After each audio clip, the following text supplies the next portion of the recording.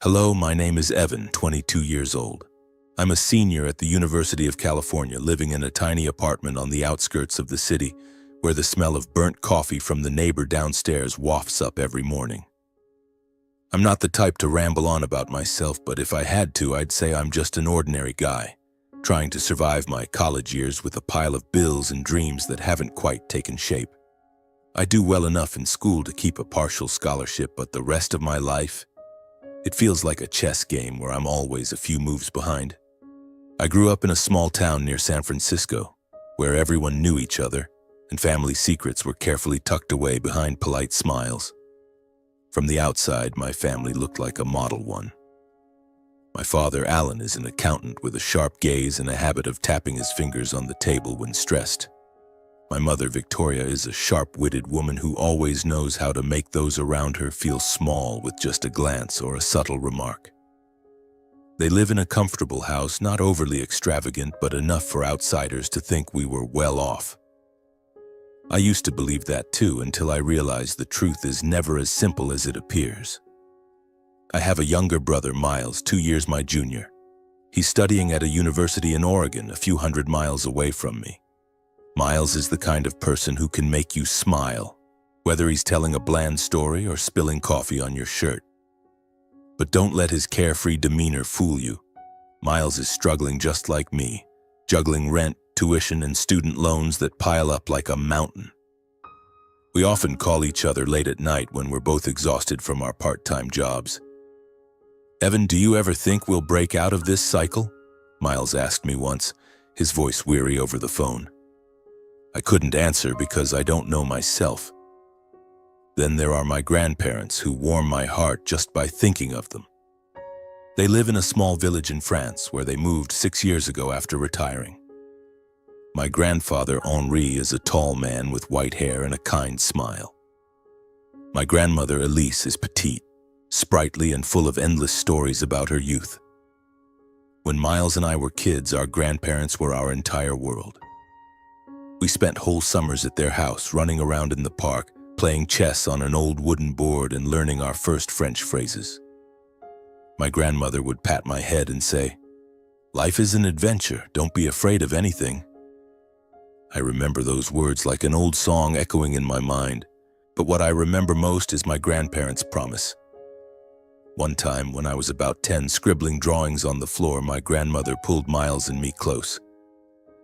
"Listen, you two," she said, her voice serious but warm.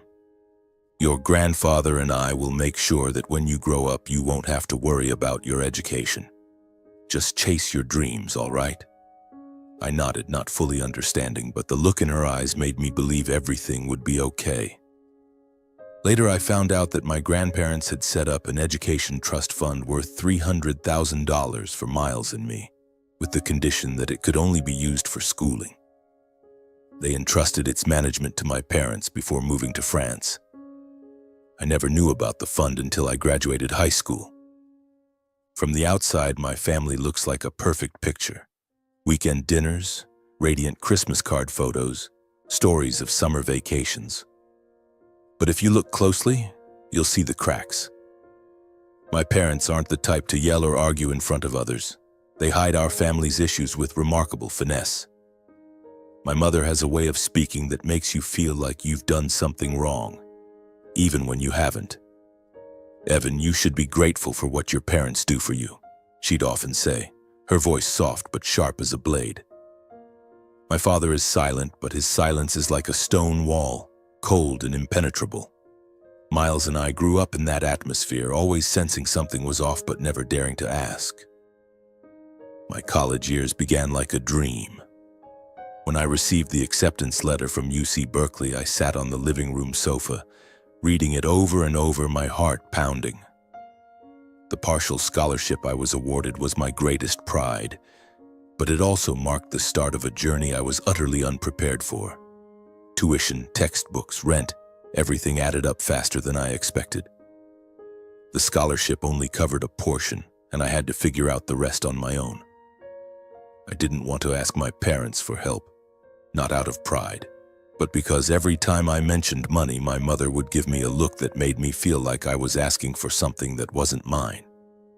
"You need to learn to be independent, Evan," she'd say, her voice calm but making me feel small. So I started working part-time. My first job was at the university library. I pushed a cart of books through towering shelves, reshelving books that students left scattered. The job was easy, but it paid only $12 an hour, nowhere near enough to get through the month. I remember early mornings when sunlight streamed through the library windows, and I'd shelve books while mentally reviewing the previous day's lecture. But then the electric bill arrived, followed by rent, and I realized I needed to earn more. So I took another job at an Italian restaurant near campus, where the smell of garlic and tomato sauce clung to my clothes every night. Waiting tables was no walk in the park. The restaurant was always packed with all kinds of customers, from romantic couples to rowdy groups of students ordering beers late into the night. I learned to smile even when I was scolded for delivering food too slowly or when someone forgot to tip. Some nights I'd get home at 2 in the morning, my feet aching, only to sit at my desk with a cold cup of coffee trying to finish an essay before dawn. I didn't complain because I knew I had no choice. But sometimes, lying on my narrow bed in my cramped apartment, I wondered if all this effort was worth it. Miles, my younger brother, wasn't faring much better. He is studying graphic design at a public university in Oregon, a short flight away from me. Miles was always the optimist, but during our late-night calls, I could hear the exhaustion in his voice. "Evan, I just worked a night shift at the convenience store," he'd say, his voice hoarse over the phone. "Some drunk guy knocked over a whole shelf of beer and I had to clean it up until 3 in the morning. I laughed, but my heart felt heavy. Miles also had a scholarship, but like me, he had to work to make ends meet. He worked at a convenience store near his campus, and sometimes when his paycheck fell short, he'd call me. "Evan, can I borrow $200 for rent? I swear I'll pay you back." I always sent the money, even though I was counting pennies to buy groceries. We never told our parents about these struggles. It wasn't that we didn't want to, but every time Miles or I tried to bring it up, the response was always the same. "You have to take care of yourself, don't rely on anyone," my father would say, not looking up from his newspaper. My mother was sharper. "Do you think your parents can give you everything? Life doesn't work that way." I didn't understand why they said these things. I knew we weren't rich, but my parents lived in a nice house, drove new cars, and my mother always had expensive handbags. I thought at the very least they could help a little. But every time I considered asking, my mother's look silenced me. Once I mustered the courage to ask her about the education fund my grandparents had mentioned. It was a summer evening when I was home for a visit. We were having dinner and I tried to bring it up as casually as possible. "Mom, I remember Grandma and Grandpa saying something about a fund for me and Miles' education. Do you know anything about that?" The air in the room suddenly grew heavy. My father stopped chewing and looked at my mother. She set her fork down and smiled, but it was a smile as cold as ice. "Evan, your grandparents are old. Their memories aren't what they used to be. Don't bother them with such things. You should focus on studying and working, not dreaming about money." My face burned, as if I'd been slapped. I didn't ask again, but her words haunted me. Something felt wrong, but I didn't dare dig deeper. The college years passed in a whirlwind of exhaustion and hope.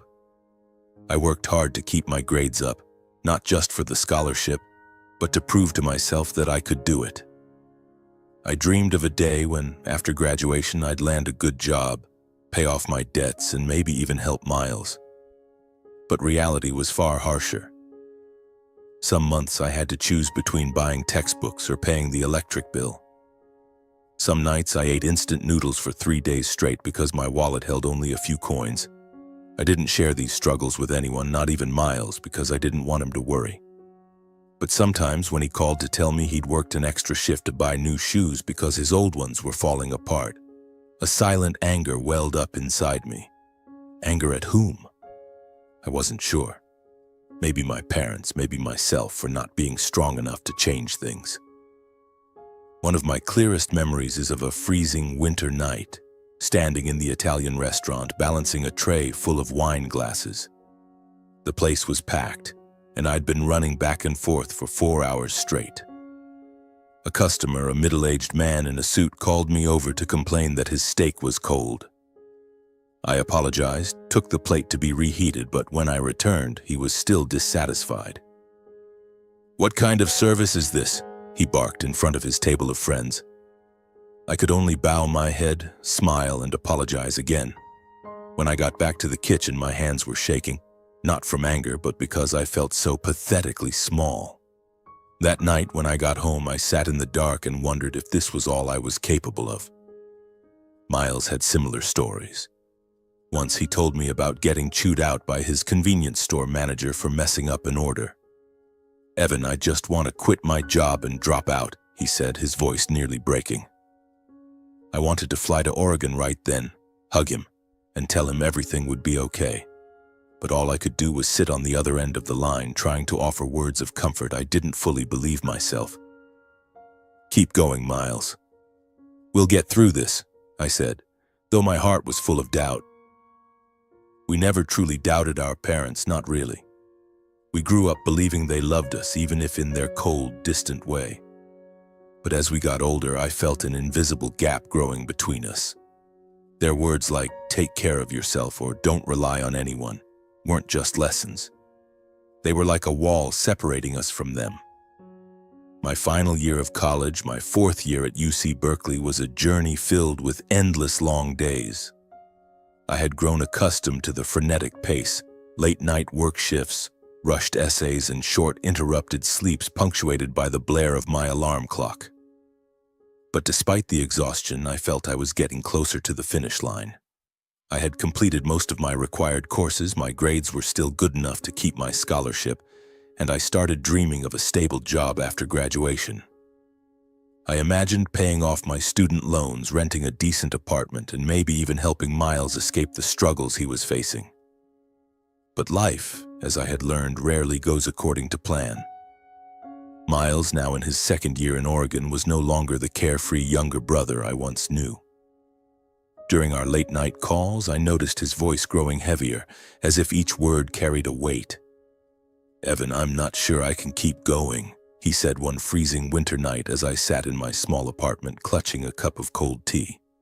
I paused, set the cup down, and felt a chill run down my spine. "What do you mean, Miles? What's wrong?"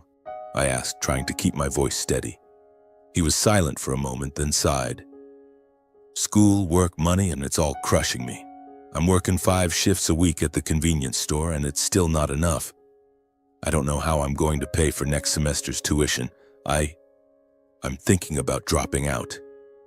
His words hit me like a punch to the chest. I couldn't believe it. Miles, my little brother who always smiled through tough times, was talking about giving up on his dreams. "Miles, don't say that," I replied, my voice trembling. "You're just tired. We'll figure something out. I'll help you." But Miles only let out a hollow laugh, an empty sound. "Help how, Evan?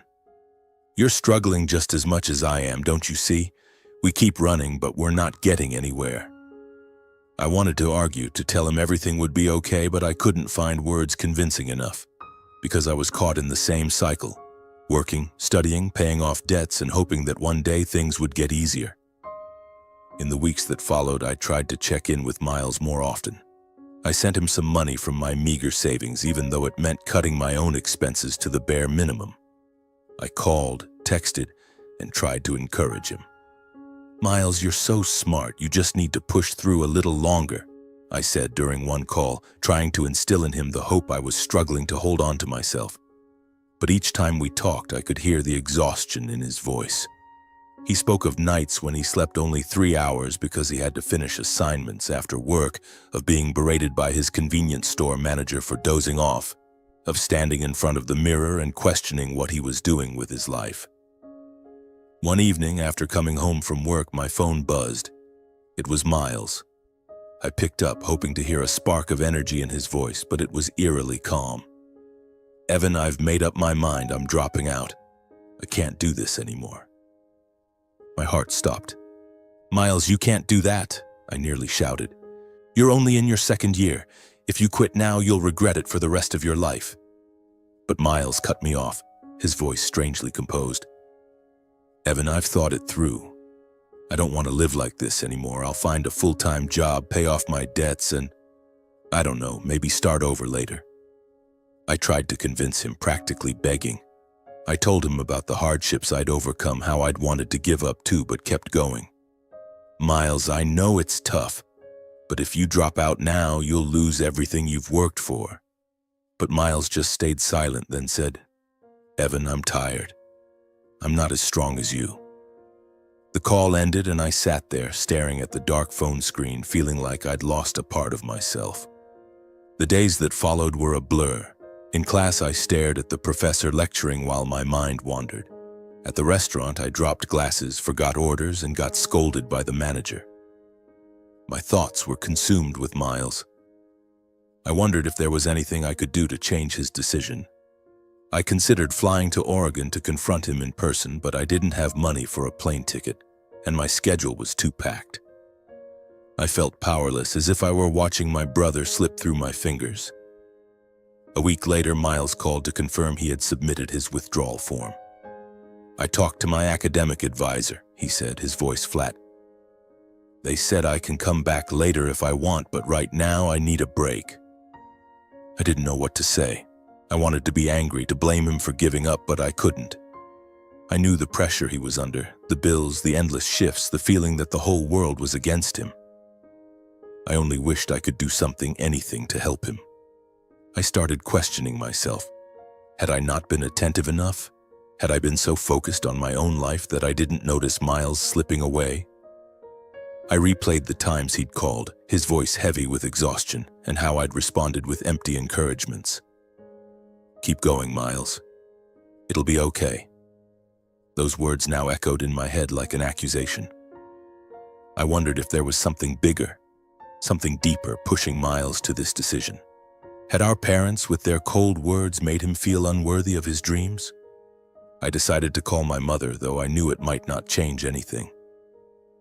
Mom, Miles is planning to drop out, I said, trying to keep my voice calm. He's exhausted. Can you help him? I hoped even just a little that she'd offer financial support or at least talk to him, but she only sighed over the phone. Miles is grown. He has to take responsibility for his choices. We can't keep taking care of you forever.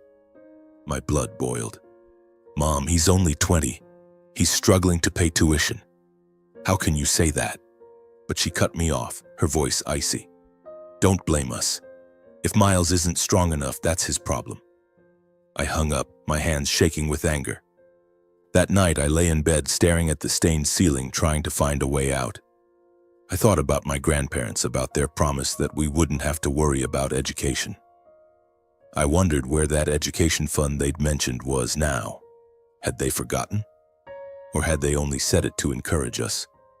A mix of doubt began to creep into my heart. Had my grandparents truly forgotten? Or were my parents hiding something? No, it couldn't be. I quickly pushed those doubts aside. I trusted my parents. No matter how they were the ones who raised us. Surely they would do what was best for us. I thought about calling my grandparents. It was probably morning or afternoon in France. They might be awake, but what would I say? Ask them for money? Blame them for forgetting? I couldn't do that. They were both in their 70s now, and bringing up money with them felt impossible. I started making a plan.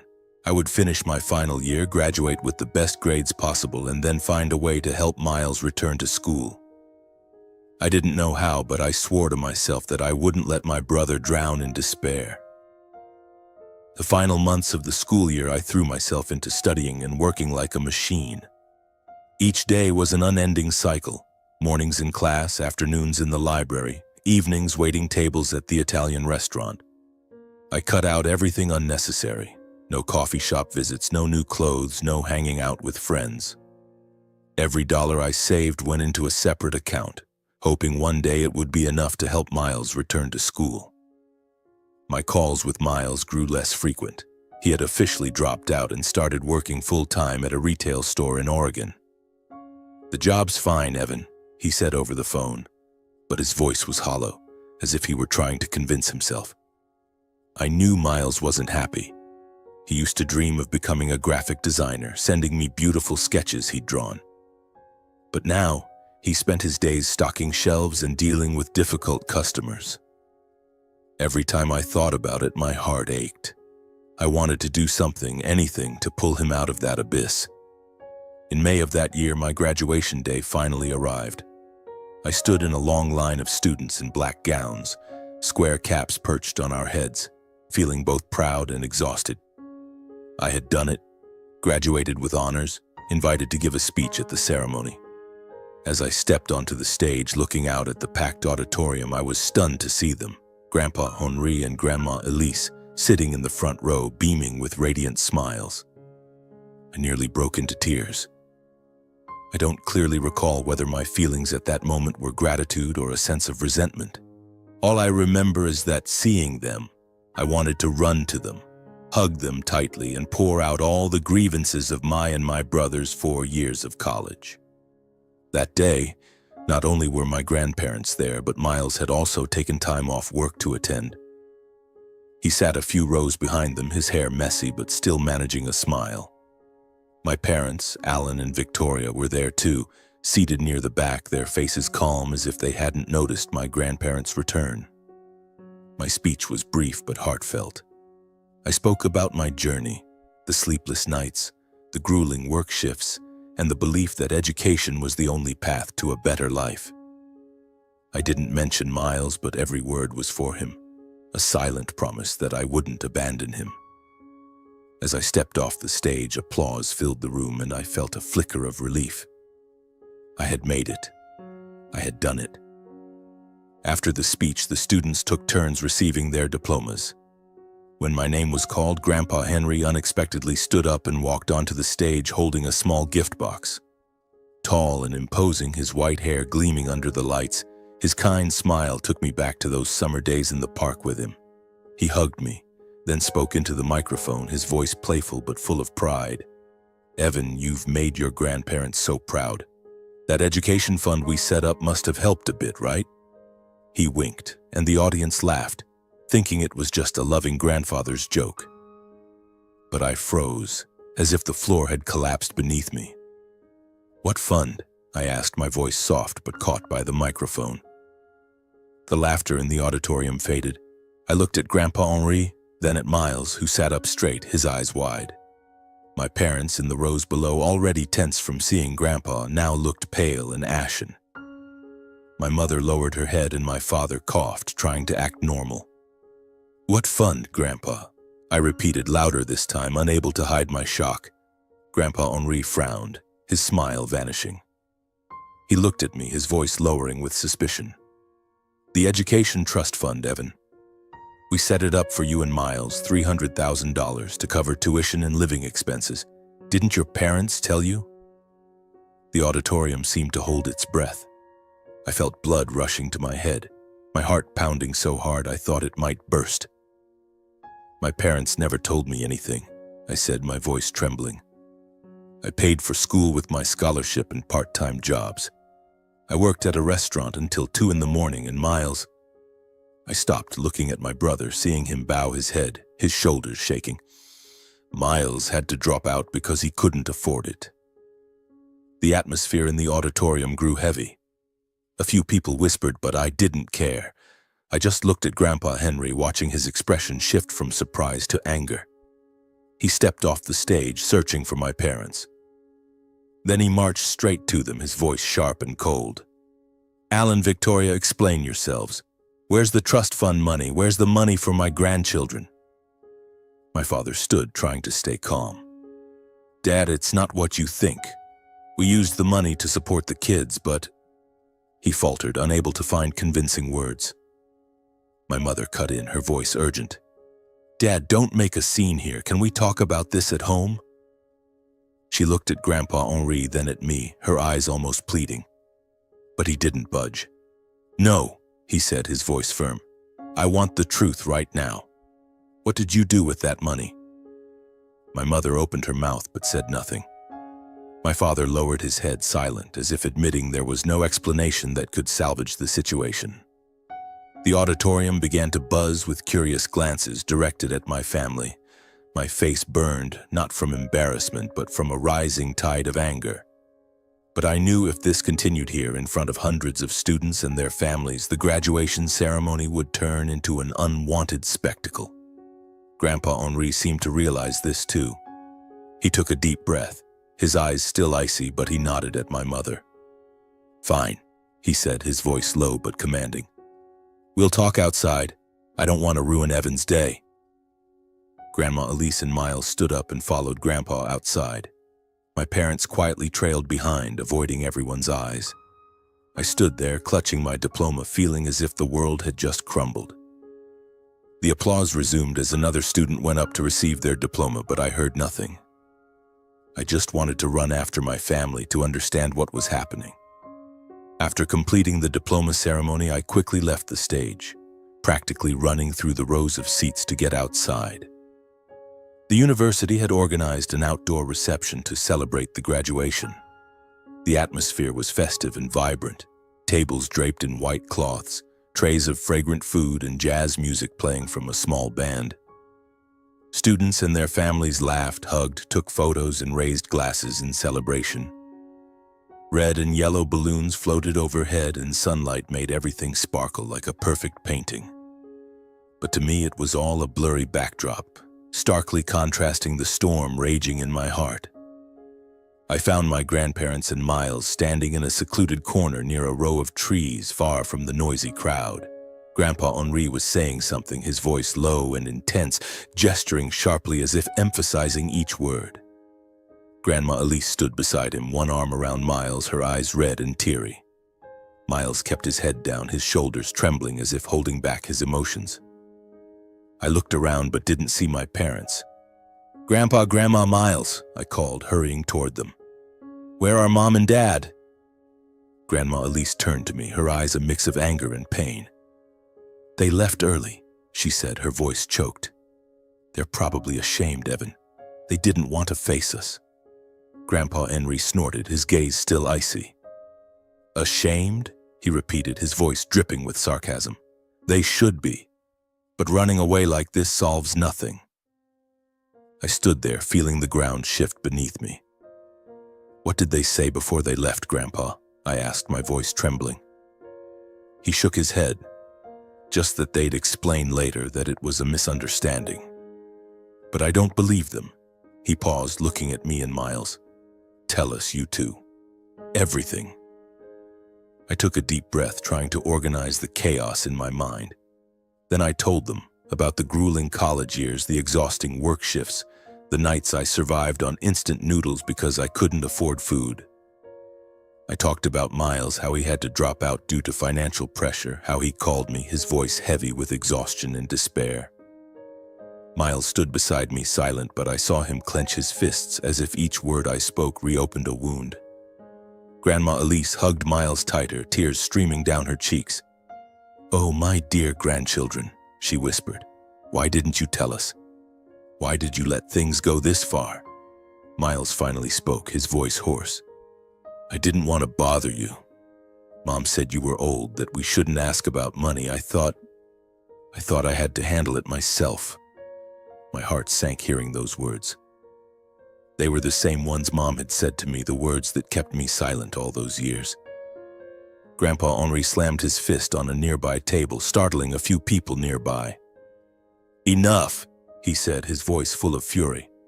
"We trusted our children, thought they'd do right by you. Turns out we were wrong."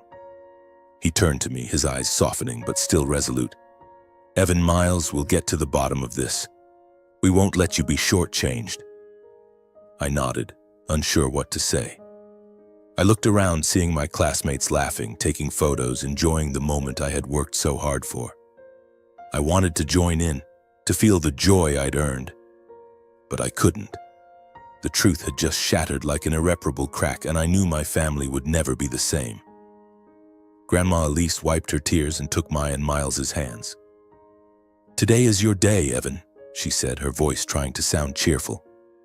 "Let's stay here and celebrate you. Don't let this ruin your special day." I looked at her, then at Miles, who gave a small nod. "Okay, Grandma," I said, though my heart was still heavy. We walked to a table, grabbed some plates of food and glasses of juice, trying to blend into the lively atmosphere. Grandpa Henry told a few amusing stories from France, trying to make us laugh. But I knew he was masking his anger. Miles tried to join in, talking about photos he took at the party, but his voice remained somber.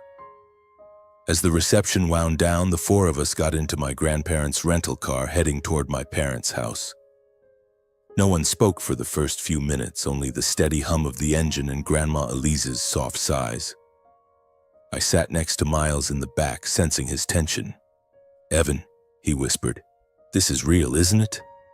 They really took our money?" I squeezed his hand and nodded. "I don't know for sure, Miles, but I promise we'll find out." Grandpa Henri from the driver's seat turned to look at us. "Evan, Miles," he said, his voice low but steady. "We won't let this slide. We need answers, and we'll make sure you get justice." Grandma Elise nodded, still holding Miles' hand tightly. "We promised to take care of you, and we failed. But from now on, things will be different." The car rolled through the darkness, city lights flashing past the windows. I stared outside, feeling a small flame ignite in my chest. The truth had come to light, and though it was painful, I knew this was the first step toward changing everything. For me, for Miles, and for the promise my grandparents had spent their lives keeping. After about 30 minutes of driving, we arrived at my parents' well-appointed house. I glanced at Miles beside me, seeing him clench his fists, his eyes filled with a mix of sadness and resolve. My grandparents stepped out of the car, Grandpa Henri leading with a determined stride, while Grandma Elise held my hand, as if trying to pass some strength to me. The air was so heavy it felt hard to breathe, as if the whole world was bracing for an explosion. As we entered the house, the savory aroma of food wafted from the kitchen. My mother, Victoria, had prepared a lavish dinner.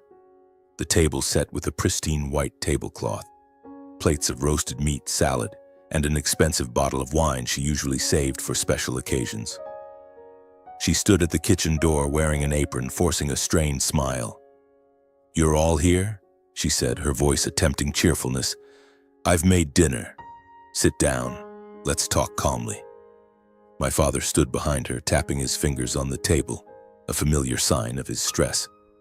But Grandpa Henry didn't return her smile. He marched straight into the living room, his eyes icy.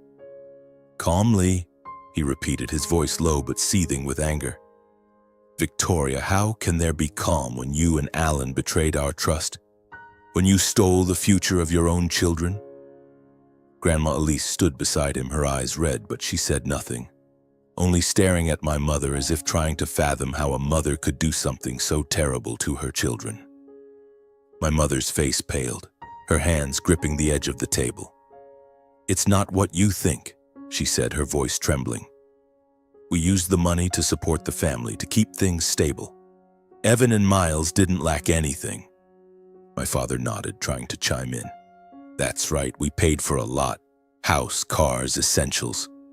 But his voice trailed off under Grandpa Henry's piercing gaze. I couldn't take it anymore. I stepped forward, standing between my grandparents and my parents, feeling a storm raging inside me. "Support the family?" I said, louder than I intended. "Mom, Dad, I paid for college with my scholarship and worked myself to exhaustion. I waited tables until 2 in the morning, ate instant noodles for a week because I couldn't afford food. And Miles?" I turned to my brother, seeing him bow his head, his hands clenched. "Miles had to drop out because he couldn't handle the financial pressure. If there was a fund, why didn't we see a single cent of it?" The room grew thick with tension. My mother opened her mouth, but no words came out. My father stayed silent, his eyes avoiding mine. Grandpa Henri slammed his hand on the table. "Enough!" his voice echoing through the room. "You took $300,000 that we spent our lives saving for our grandchildren. You let them live like they were homeless while you sit in this house with new cars and designer bags." He pointed at the luxury handbag on the sofa, his voice dripping with disdain. "I'll sue you. I'll let the world know how despicable you are." Grandma Elise grabbed his arm, trying to calm him, but tears streamed down her face. "Henri, calm down," she whispered, her voice full of pain. My mother started crying, not loud sobs, but silent tears, as if she knew she had no way out. "I'm so sorry," she said. "Please don't make a big deal out of this. We'll find a way to pay it back." But her words were cut off by Grandpa Henry's unyielding glare. My heart pounded, but I knew if this went any further, our family would be irreparably shattered. I took a deep breath and stepped forward, placing a hand on Grandpa Henri's shoulder. "Grandpa," I said, my voice calm but firm, "we don't need to sue. I don't want the world to know about this, not for Mom and Dad's sake, but for me and Miles. But I want justice." I turned to my parents, looking them straight in the eyes. "I want you to sign a contract to repay the full amount of the trust fund, $300,000 plus 5% annual interest within 10 years. And you need to cover all costs for Miles to return to school and complete his degree. If you don't, I won't hold back. I'll let everyone know the truth." Miles looked up, his eyes wide, as if he couldn't believe what I'd said. My mother started pleading, her voice breaking. "Evan, how can we come up with that money? You don't understand, we used it to—" But I cut her off. "Used it for what, Mom? To buy a new car? To go on vacations? Or to keep up the perfect image of this family?" My voice trembled, not from anger, but from pain. "Miles and I lived like we had nothing while you kept the money that was meant for us." My father finally spoke, his voice hoarse. "Evan, we didn't mean to hurt you. We just wanted to keep things stable." But his words sounded like a feeble excuse, not enough to quell the anger in my heart. Grandpa Henri shook his head, his eyes full of disappointment. "Stable?" he repeated. "You destroyed your children's futures for your own selfishness." Grandma Elise stood, wiping her tears. "That's enough," she said, her voice resolute. "Henri and I don't want to stay here another minute. Evan, Miles, come with us." She turned to my parents, her gaze cold. "You two figure out how to repay the trust fund." Her words cut like a knife, making my mother sob aloud while my father stood motionless. We left the house without looking back at the lavish dinner on the table. Grandpa Henri took us to an upscale restaurant downtown, where warm golden lights and soft piano music filled the air. He ordered expensive dishes, steak, lobster, wine, as if trying to make up for our years of hardship. "Today is your day, Evan," he said, raising his glass. "And from now on, your grandparents will make sure you don't have to suffer anymore." I sat there with Miles and my grandparents, feeling a strange mix of pain and hope. Miles squeezed my hand under the table, whispering, "Thank you, Evan." I smiled, though my heart was still heavy. The truth had been laid bare, and though it was painful, I knew this was the first step toward reclaiming what was ours. The meal stretched late into the night, and as we left the restaurant, stepping out under a starry sky, I felt a small flame ignite within me, not of anger but of determination. I would not let Miles or myself have our futures stolen again. The days following graduation, my grandparents decided to stay in the U.S. for an extra week. They wanted to spend time with me and Miles to make up for the years we had to struggle on our own. Grandpa Henry rented a small apartment near my school in Berkeley, and every day they visited, bringing stories, home-cooked meals, and warm hugs that I had almost forgotten from childhood. "We want to make sure you're okay," Grandma Elise said, stroking my hair as she did when I was little. I looked at her, noticing the deeper wrinkles on her face, but her eyes still shone with unwavering love. Miles stayed with me for a few days, sleeping on the old sofa in my tiny apartment. We talked a lot, the first time in months, without the weight of money or work pressing down on us. "Evan, I think I want to go back to school," Miles said one evening as we sat drinking coffee on the balcony. "But I'm scared. Scared it'll be like before." I took his hand, feeling the tremble in his voice. "It won't be like before, Miles," I said. "This time I'm here, and so are Grandma and Grandpa. You won't be alone." That week, my grandparents focused on investigating the trust fund. They contacted an old lawyer in the U.S. who had helped set it up and requested detailed bank statements. Though they didn't pursue a lawsuit against my parents as Grandpa Henri had threatened, they wanted to ensure everything was resolved transparently. I stayed out of those calls. I didn't want to dig deeper into the pain. But Grandpa Henri told me that my parents admitted to withdrawing money from the fund. They claimed they used it to maintain the family's lifestyle, but couldn't provide any concrete evidence of how the money was spent. They have no choice but to pay it back, Grandpa Henri said, his voice resolute. If they don't, I'll make sure they face the consequences. During that week, I got a call from my father. His voice over the phone sounded tired, almost unfamiliar. Evan, he said, we're selling the car, and we'll mortgage the house. We'll pay back the money for you and Miles. I stayed silent, unsure how to respond. Part of me wanted to scream, to ask why they did this to us, but another part just felt empty. Good, I finally said, my voice cold. Do the right thing, Dad. That was the last time I spoke to him for a long while. My grandparents stayed until the end of the week, and before returning to France, they called Miles and me to their rented apartment. Grandpa Henri handed us a stack of documents, copies of the contract my parents had signed, agreeing to repay the $300,000 plus 5% annual interest within 10 years. They also committed to covering all tuition and living expenses for Miles to return to school. This isn't just about the money, Grandpa Henri said, his eyes stern. This is our promise to you.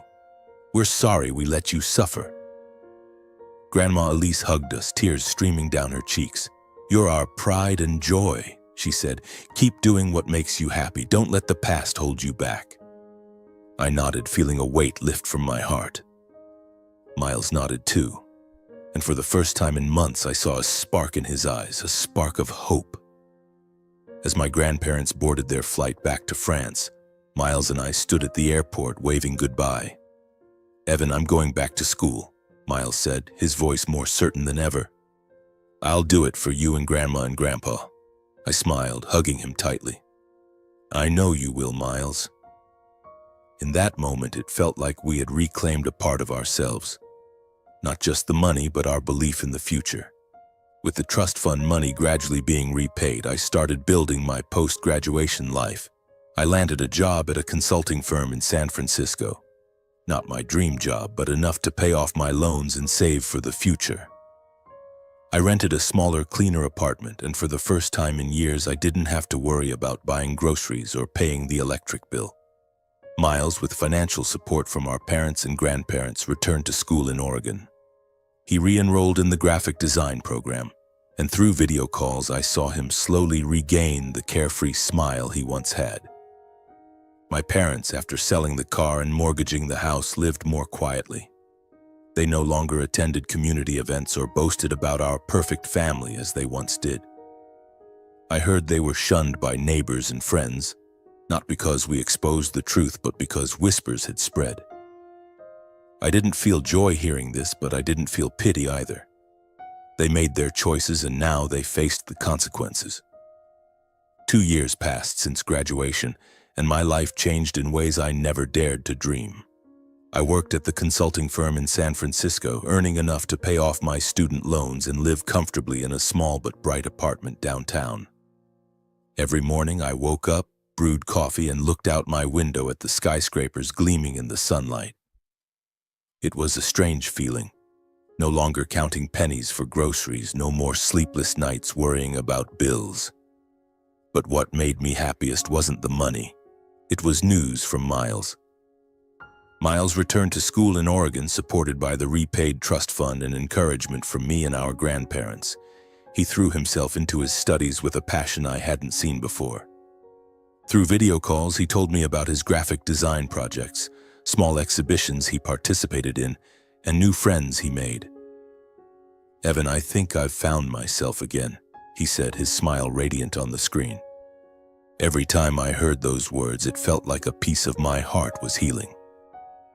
In May of that year, I flew to Oregon for Miles's graduation. As the plane landed, my heart pounded, not from nerves, but from pride. I had watched my brother walk through darkness, from the days he wanted to give up to now, standing on stage with a diploma in hand. I sat in the front row of the auditorium, clapping until my hands hurt when Miles's name was called. He walked onto the stage, his curly hair still as messy as ever, but his eyes shone brightly. When he looked down and saw me, he waved, his grin ear to ear. I stood up shouting, "Great job, Miles!" making a few people around me laugh. After the ceremony, I ran to hug him. "Congrats, hero," I said, echoing the words he'd said to me 2 years earlier. Miles laughed, hugging me tightly. "Thanks, Evan. I wouldn't be here without you." His words choked me up. We stood there amidst the crowd of students and families, feeling a bond no words could capture.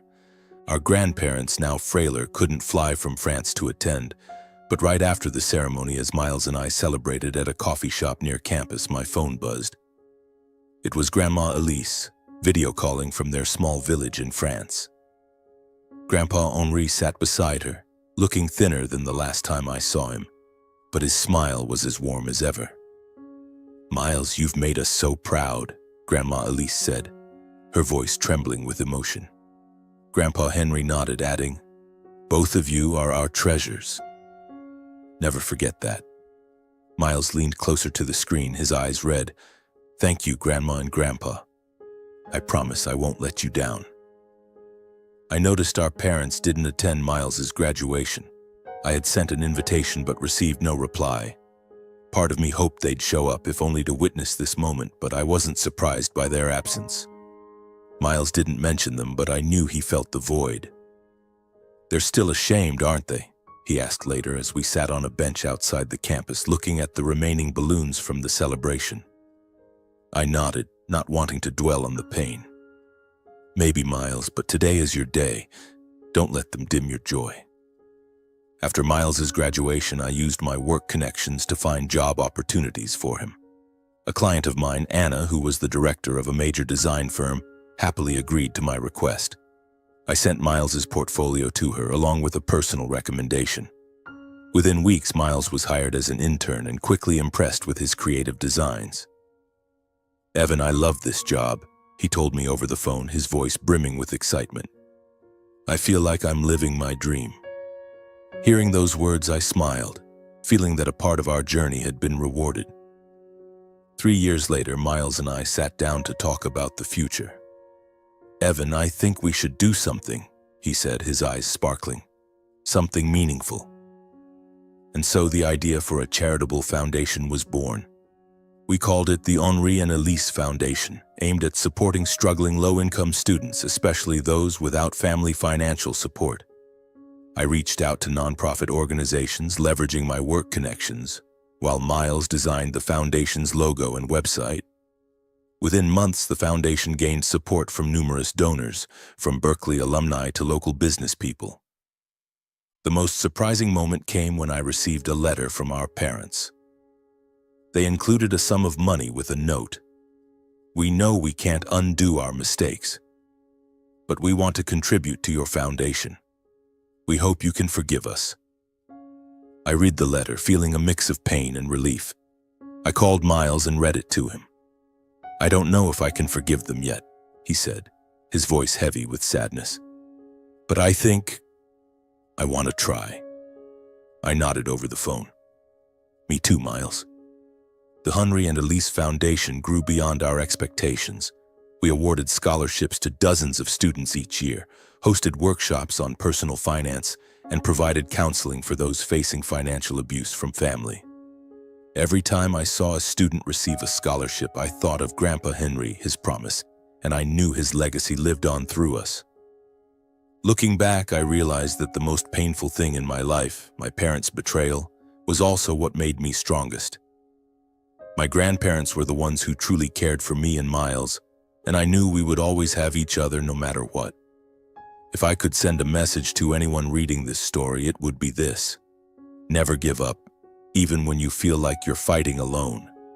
There will be days when you want to quit, like Miles did, like I once considered. But find the people who believe in you, who will hold your hand in the dark. And if your family or anyone else is holding you back, remember that you deserve a better future. Don't be afraid to stand up and claim what's yours, because sometimes the truth, however painful, is the key to unlocking a new door. I stood on the balcony of my new apartment, looking down at San Francisco's glittering lights. Miles was in Oregon, building his own career. Our grandparents in France now called us regularly with love and encouragement. I smiled, taking a deep breath of the cool night air. It was ironic. The thing that hurt me most was what made me strongest. And on a day that seemed like an ending, I found a brighter new beginning.